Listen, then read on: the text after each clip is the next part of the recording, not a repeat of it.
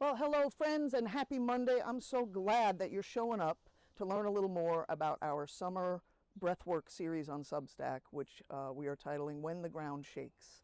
You know, I get to spend a lot of time with a lot of people in our community holding space, and I just know that a lot of us are going through a lot of things right now. And then when we step back and we look at what's going on in the world, I mean, I'm filming this video just a few days after the earthquakes in Venezuela, and my gosh, the profound suffering that folks were experiencing there, we don't even know how much more of it there's going to be. And so, yes, we hold them in our hearts. And we also realize that the shaking that's literally happening there and in other places around the world right now, you know, kind of mirrors the metaphorical suffering that's going on in a lot of our lives and in the world. We just look around and things are really intense right now. And so we're coming up on July, and this is the second year in a row that I've been running Common Thread. And for the second year in a row, I'm stepping back from the pulpit in church and stepping back for a couple of Sundays so that I can find some rest and some restoration. I think it's really important for us all to find that so that we can continue to show up for our lives and pour from a deeper well. Get in touch with that deeper well and pour from it. So I can't tell you to take a rest if I don't. So I appreciate the opportunity in July to step back and do that. And I'm really looking forward to some restorative time this July. But it also felt a little weird for me to do this because I get the sense that July is only going to become more intense, maybe in our personal lives and certainly in our world. And so what I've done here is created this breathwork series called When the Ground Shakes. And I titled it that before the earthquakes even hit this past week, because it's really something that I'm just sensing is happening for a lot of us. And when the ground does shake and when things feel unsteady in our lives, kind of the most basic thing we can do is come back to our breath. And it seems really simple, but breath work is incredibly powerful. And I don't even want to tell you a whole lot about it because I'm inviting you into an experience of it over this next month.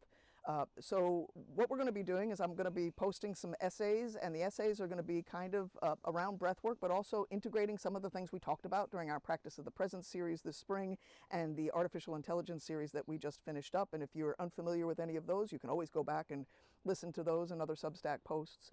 But this month we're going to focus on breath. We're going to focus on our breath. We're going to get in touch with it in some deep and powerful ways. In fact, some of the tracks are going to be deeper tracks. Some of them are going to invite us into more intense experiences. There may be some contraindications for some of you. If you're dealing with heart disease, if you have diabetes, epilepsy, if you're pregnant, you know, some of these you either will want to refrain from and just do the grounding track that will accompany it. There'll be a track unleashed each time, but we'll have a deeper one for weeks 3, 4, and 5.